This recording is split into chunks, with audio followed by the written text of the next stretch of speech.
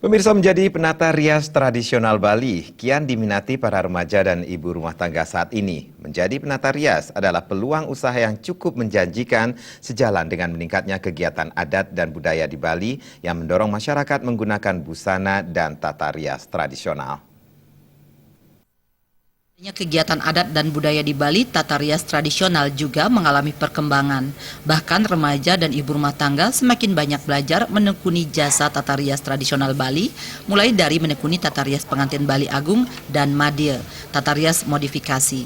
Banyak di antara remaja dan ibu rumah tangga tertarik belajar menjadi penata rias sebab menjadi peluang usaha jika ditekuni.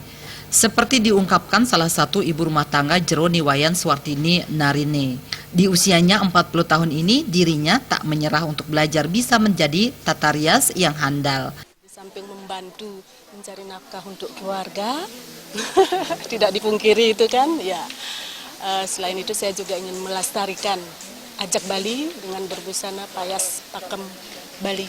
Walaupun usia sudah tua, dan itu tidak menjadi penghalang untuk saya menekuni dunia baru. Ini saya anggap dunia baru karena di samping usia, ilmu kan tidak ada matinya. Bisa saya teruskan berikan nanti kepada anak-anak, mungkin kepada cucu juga.